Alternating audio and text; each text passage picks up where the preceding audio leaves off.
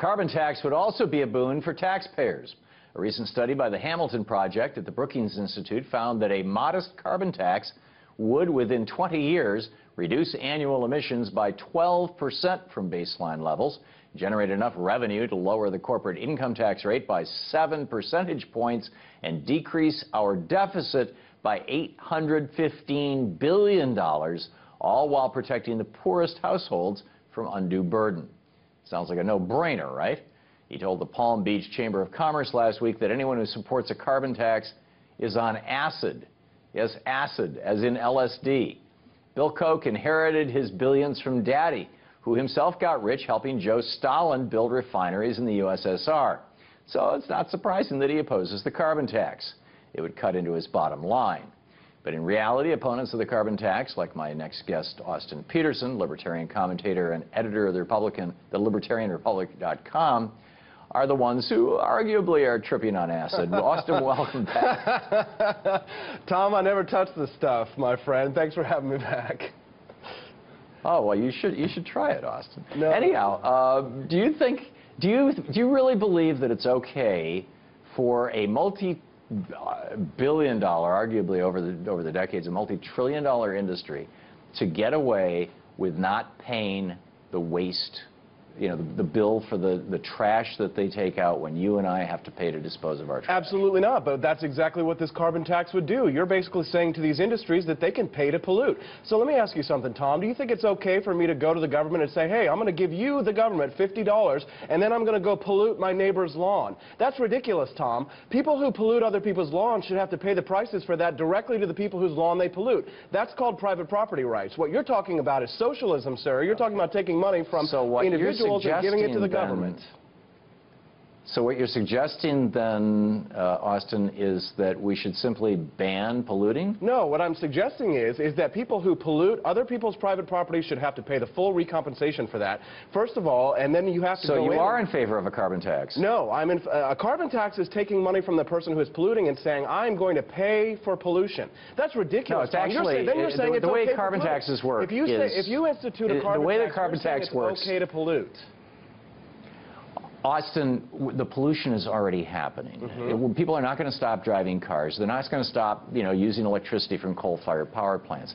If we simply said, when coal is produced, when oil is produced, when natural gas is produced, we're going to recover the cost of cleaning up that trash. If we did like Sarah Palin did in Alaska all those years and took 100% of that money and gave it back to the consumer. She very gladly, every year, wrote a $2,000 check to every man, woman, and child in Alaska, and it was money from the oil industry, right? This is from the cost. This was the cost of taking oil out of the ground. If we simply said, okay, $25 a ton is the price of carbon, and we're going to use that to reduce.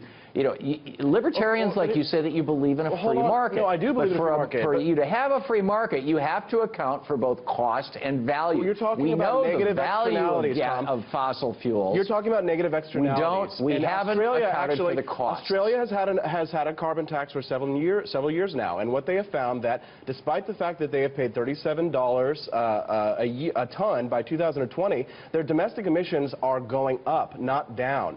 And a study by Dr. Alex Robson, who is an economist at Australia's University of Brisbane, showed that the taxes were contributing to a record 10,632 businesses facing insolvency in 2012.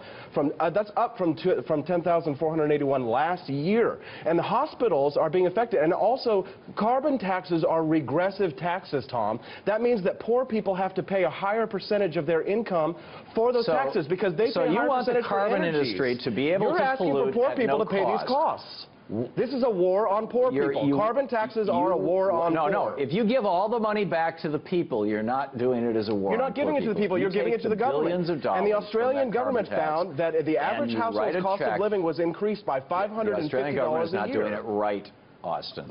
Of course they're not doing it right, because no government can possibly institute a regressive tax that puts a heavy burden on the poor. And that's what put the conservative government of Australia to power. You want to be on record as saying that the oil, gas, and coal industries should not have to pay for the pollution that they cost. No, that's what you're saying. You're saying that this is your bottom line. No, what I'm saying is that people who pollute should have to pay the cost of it. How can you have a marketplace by showing that they somebody has to pay? property. No, stop for a minute, Austin. Wait a minute. Somebody has to pay the cost of that trash that the fossil fuel industry is putting out. And right now, the people paying the cost are you and me. We're paying the cost and the cost of the cleanup from Katrina. We're paying the cost and the cost of over half of all counties in the United States declaring a weather emergency last year. We are paying the costs. But Tom, why do you defend the oil companies and continue to want to stick it to the average person? I don't actually. The oil companies, a lot of them would rather have this kind of a tax because then they can go ahead and pay and pass those costs on to the consumer, Tom. Big corporations run these regulatory agencies because the big corporations, as soon as they are done working at those corporations, they go and work for the government and they write this legislation so that it benefits the big corporations. So are you calling for a carbon tax or not? I'm standing up for the small energy businesses. Absolutely not. I'm standing up against global warming. So how are you going to recover the costs of carbon? It would have to be done through suits. Who's going to pay the cost of carbon? The people who pollute other people's private property should have to pay for it. But what they shouldn't have to do is be able to get away with it. Who's going to pay a carbon tax allows polluters. It allows them to pollute. Who's going to pay the cost of carbon? Well, what kind of carbon? There's lots of different types of carbon. There's carbon and carbon dioxide. You don't have an answer. Austin Petersen, thanks a lot for being with us tonight. Thank you very much, Tom.